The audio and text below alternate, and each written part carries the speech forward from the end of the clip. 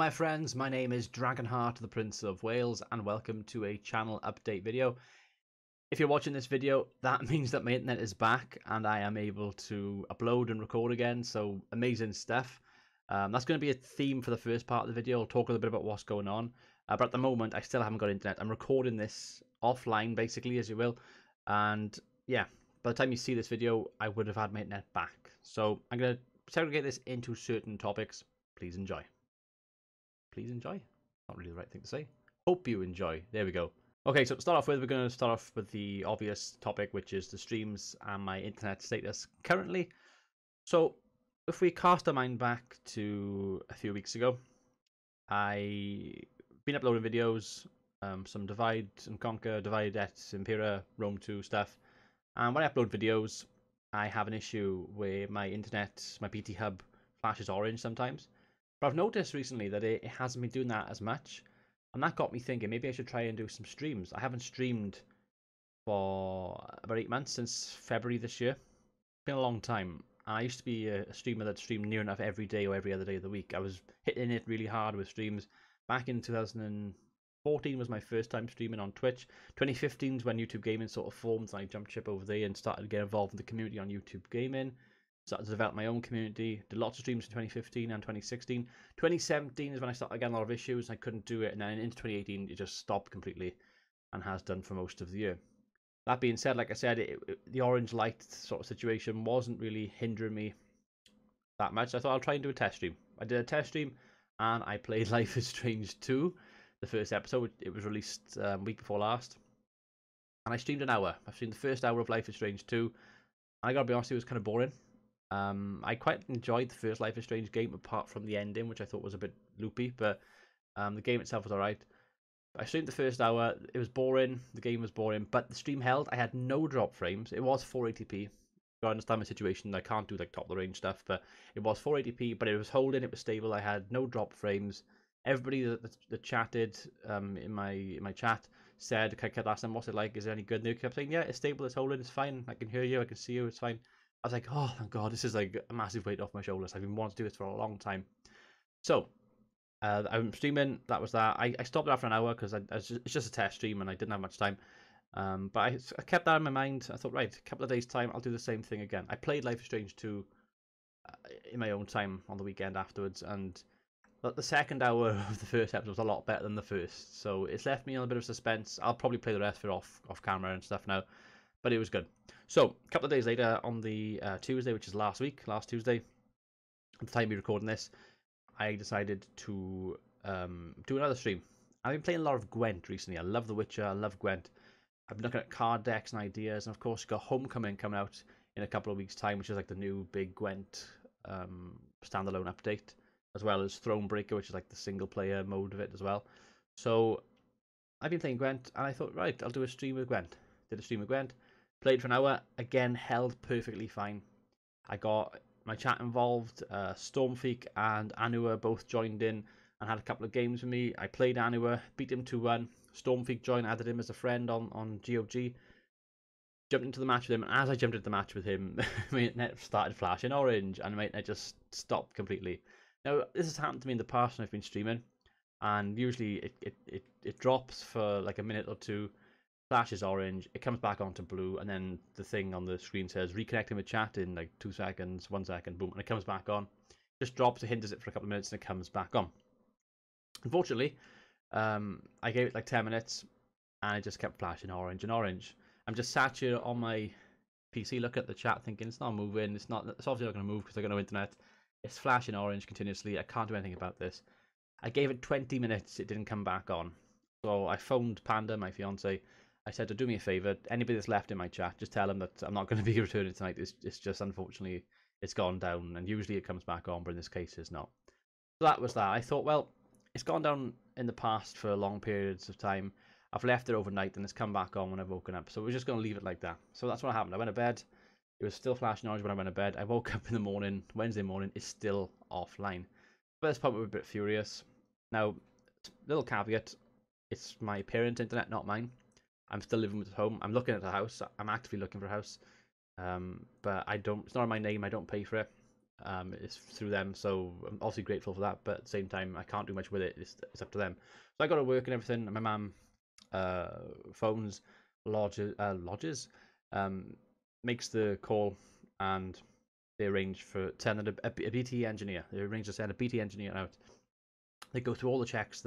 She said she's on the phone for like an hour, going through all the checks. They try to reset it, hold it down, let it go. How many flashes have you got? All that sort of stuff. I've done it myself before.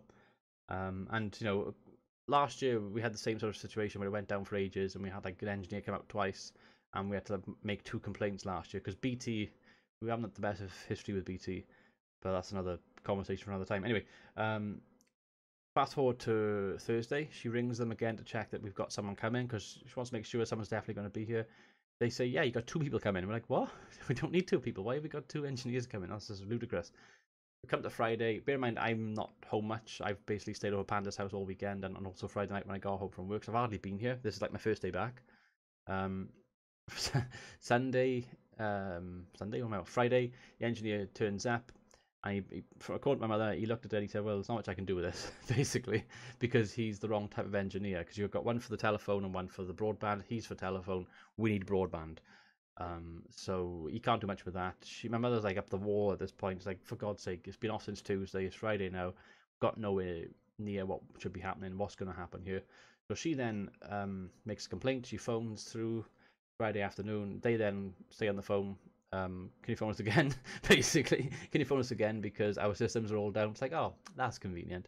Eventually, she gets through, makes a complaint. She talks to somebody on the phone, and they said like, well, you know, sorry about that, blah blah blah. We'll send the right engineer on Monday between 8 and 1. So I got this looking forward to this tomorrow now. But they said that basically we haven't been getting what we should have been getting because my mother didn't renew the contract like last year or something. So that would make a lot of sense as far as like upload and download speed goes for me when I thought I was getting it when I'm not. So they've renewed that now. Basically said that because we've renewed it, we're getting what we should have been getting before for cheaper, which is obviously good. But also it means we're on like a priority list. So whenever like a fault like this happens again, we'll be prioritizing the queue sort of thing, and we should get it done much sooner than waiting like all week or whatever. So that's my situation with the internet. It sucks. This is why I want my own place, because I have control over everything. It's like, you know, when it goes down, I can't do much about it. I can complain to my parents, but at the end of the day, it's up to them to sort it out because it's all in their name. I know I could lie and just be like, yeah, this is blah blah blah blah. But again, I'm in work. Like my parents are retired. I'm in work all the time, 9 till 5. I get home, I'm tired, I'm shattered, and I just haven't got time to do this sort of thing. Do you know what I mean? So it's awkward, but it's just the way it is. So that's what the streams internet have been like at the moment. But I'm hoping that when it does get fixed, which will be now because this video is up and you're watching it, so it's up. If it is up, I'll put a link below. I'll put a comment highlighted in the comment section below, stating a few things just to clarify anything which I haven't said in this video, because obviously future me will know more than this current version of me. That makes me sound very strange, but you know what I mean. So that's the stream and the internet side of things.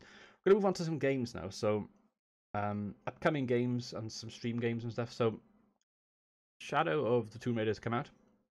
Assassin's Creed Odyssey has come out. And what else has come out? Fallout 76 is coming out soon. FIFA 19 came out like last week. It's the golden age of games, guys. Everything's coming out at the moment. I got like no money to buy any of them, by the way, but everything's coming out, so well done. FIFA I'm not going to buy. It's exactly the same as every year. I bought last year's. I hardly played it. I wasted money last year, to be honest with you. I paid, what was it, £40? That's just £40 gone down the drain. Not a good investment. Even though it's got like Cardiff City Stadium and stuff in it this year, and they've got the journey, like the final part of it. Just watch on YouTube. I don't really care. I'll play it again and I'll get bored again, so I'm just not bothering. I've got PES. I bought PES this year, which is quite good, but it's got lots of bugs and stuff, and I've got to spend ages downloading option files and stuff. And I just want a football game. It's got everything that I need, and I can just pick up and play whenever I want. I don't want to muck about like I have been the last few years, so I'm not going to bother.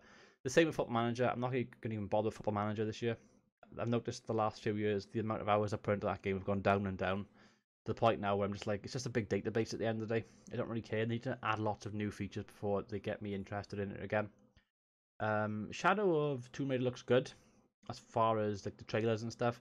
I've purposely not watched much gameplay from it, 'cause I don't want to get spoiled about the story or anything, because it is a game which I'll probably pick up at some point and play, because I've played obviously the first two.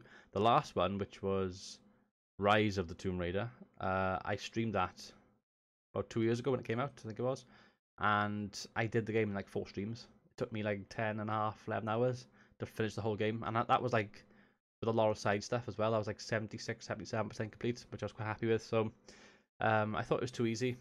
I'm hoping this one will be an improvement upon that. It's a game I might get before Christmas if I can afford it. If I can squeeze it in and I feel like I can do a stream with it, then that's something which I will do. Same sort of thing with Assassin's Creed Odyssey. It looks good. I've watched some of the review channels that I watch talk about it. Worth a Buy is one of the ones I watch, and he said it's a really good game. He gave it a thumbs up, but he also said that it's a really big grind. It's a long game with a big grind. Once you get to like level 20 something, you need to do a hell of a lot of side stuff to grind up, because if you're under leveled, you'll get your ass handed to you. So that's something I might play. I mean, Assassin's Creed games, they've been very hit and miss the last few years. I got Origins, I bought that half price in the summer. I've only played about half of it though, I kind of got bored. I'm hoping Odyssey is going to be better than that. But again, it's something I might play, get cheaper, whatever, at some point, and maybe stream or do something on that as well. I'd rather play games like that in full on stream, because it gives me the incentive to finish them as well as enjoy them with you guys who watch. Other games that are coming out, Fallout 76, I might give that a miss because it's a multiplayer thing. Multiplayer and my internet don't really go well together at the moment, especially, so I'll probably watch what other people say of it and wait for it to come out and then make a decision then on that. Bannerlord, I wish I had more news on Bannerlord, because that's the game which I'm looking forward to the most. Yeah, there's just no release date or anything yet with that. Everybody was hoping it would be last year, then they all thought it would be this year. It looks like it's going to be next year at the moment, but I'll have to wait and see with that as well. And yeah, so streaming games, they are kind of what I'm thinking at the moment. With if I can get this internet back on, which it will be by the time this goes up, obviously. With the renewed contract thing, I'm hoping if it gets fixed and I can get slightly better speeds, if I can do 480 before without too much issue, possibly do a 720. If I can hit the sweet spot with that and it holds and everything's fine, that's going to be fantastic. And I can get back into the swing of things with streams, because it's what I love doing, what I want to do more of. And I'll try and I'll try and schedule a few streams in. When we have our own place, me and Panda, I have said to her already, and she's agreed with me, I will have like a few hours free every week where I just stream, and she can't do anything about it. I'm like, this will be my room, this will be my PC, this is going to be my setup, and I will be streaming for a few hours straight, and there's nothing you can do about it. But she's on board because she's supportive, so that's cool. So that's that. Third topic, I've got everything written down, by the way, just so I don't veer off too much. The status of my Divide et Impera Rome 2 series. So I've been playing that mod up until recently, and I did 5 episodes, and the first episode's got like 2,000 views last time I checked, and then the second episode's pushing like 1,000, a few hundred per video. They're really good views as far as my channel's concerned. They've been pretty popular.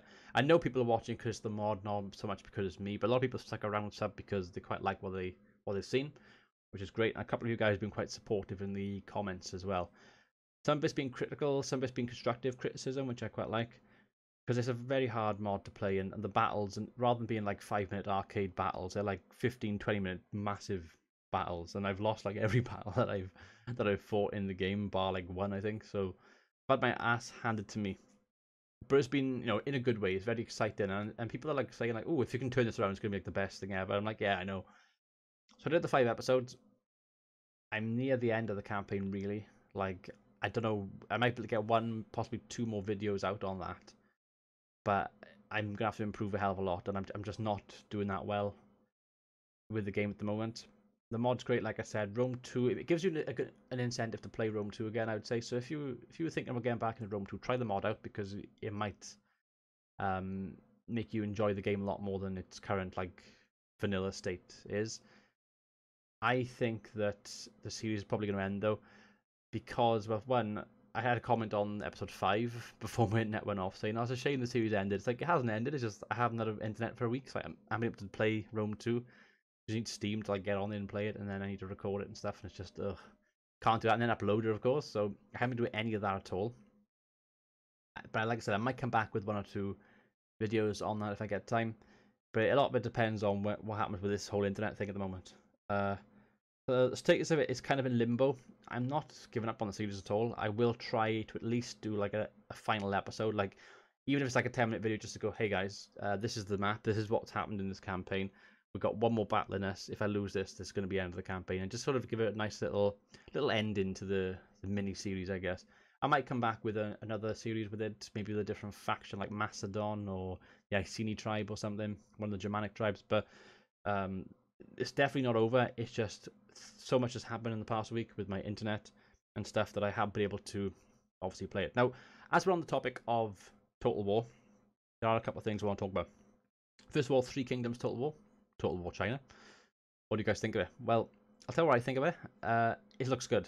They've got like 2 different modes. The trailers and stuff have been quite interesting, but they shot themselves in the foot again. Creative Assembly, they are the company you love to hate and hate to love. They give you a mixed sort of response and mixed emotions all the time if you're a fan of Total War, and it's like bashing your head against a brick wall. It's like playing an Assassin's Creed game and then doing your sort of your dive off the top of the tower just to nose dive and miss the haystack, and that's what I feel like they're doing. They're missing that haystack all the time. Creative Assembly are. So if you cast your minds back to Rome 2, they said we've got a 40% bigger budget, blah blah blah. Show us the Siege of Carthage thing. Then they took out like the Greek states and Sparta and stuff, and it's like this is going to be a pre-order bonus, and fans are a little bit salty over it, and then it's just massive backlash, and then they have to sort of do a lot of work to repay the community. Then Attila came out, and then again it was like, oh, so you guys like Vikings, do you? Well, it's going to be a pre-order bonus, and it's like, oh, for God's sake, one of the more popular factions, if you will, and then it's a pre-order bonus. You got to pay £6 to buy it as a DLC, or you got to pre-order the game to get them, sort of thing. And that model has been in Total War since then. So with Warhammer, it was the Chaos Warriors, which are one of the big factions in Warhammer lore. And this is where it sort of peaked, I think, because the sort of animosity towards them, because Warhammer is, of course, a different fan base to the historical guys. So before Warhammer, it was mainly just us guys as the historical side of Total War, which has been an ever-growing community. Before Rome 2, it was quite a small niche kind of dark corner of the internet, whereas now it is, it's got its own Reddit, it's got its own forums and stuff, Total War Center, Total War forums. It is all over Twitter and Facebook groups and stuff. You've got your YouTube channel communities that like Surreal Beliefs, Lionheart,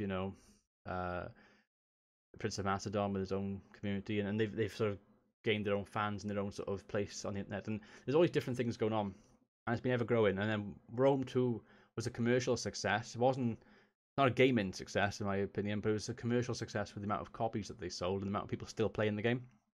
And then Warhammer bringing in a whole new community over and making this Total War community even vaster and much larger, of course.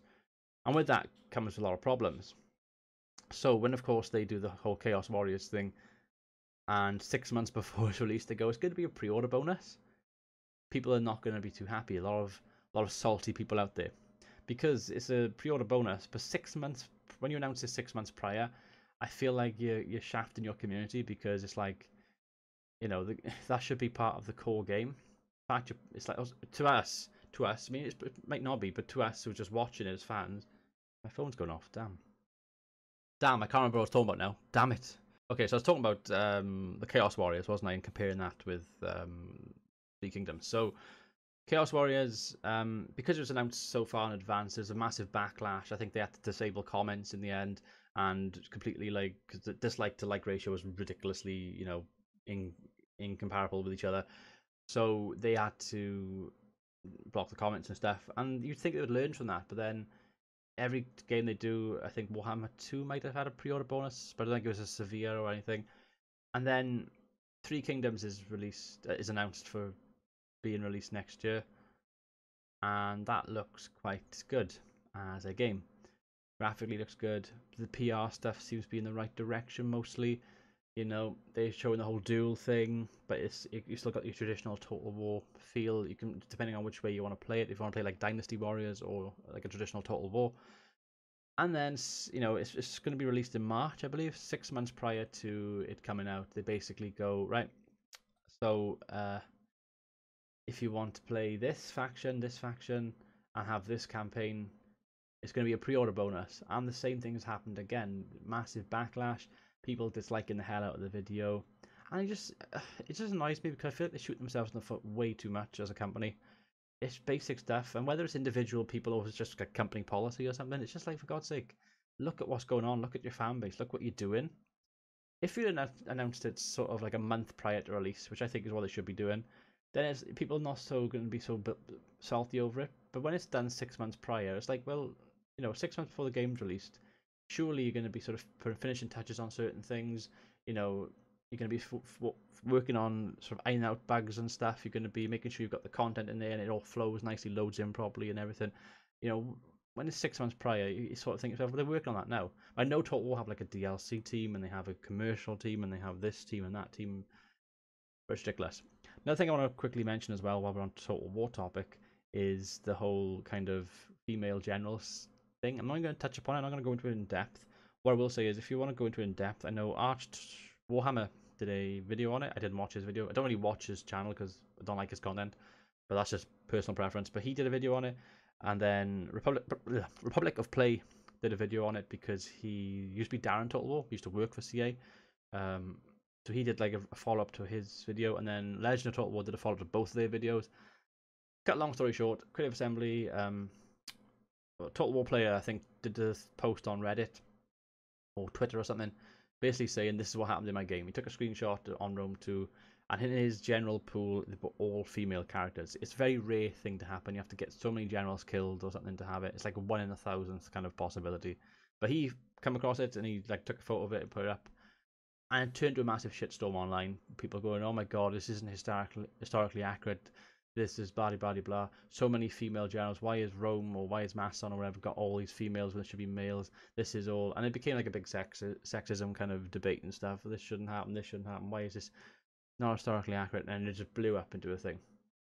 And one of the representatives of Creative Assembly basically came out and said something which didn't really put the company in a good light. I can't remember what it was exactly. I got no internet, so I can't even look it up now. But they basically said something along the line of, if you don't like it, tough, or something like that. Or if you don't like it, don't play our games, or something like that. Should be a slogan for the some of their videos. If you don't like it, tough, because that's the way it feels like sometimes. And then that sort of escalated into a further thing, and it made things worse. And you didn't expect Creative Assembly to respond. They've been pretty good usually when it comes to reacting to things online, but on this occasion it was kind of like it was unnecessary. So as a company, they lost a little bit of credibility, I think, and I feel like they have for a long time anyway, from a personal level. But what I will say is I am optimistic about Three Kingdoms. I'm hoping it's going to be a good game. If it's more like Shogun 2 with a bit of polish and stuff, I'd be happy with that. But we just have to wait and see. So many games coming out in so little time, it is ridiculous.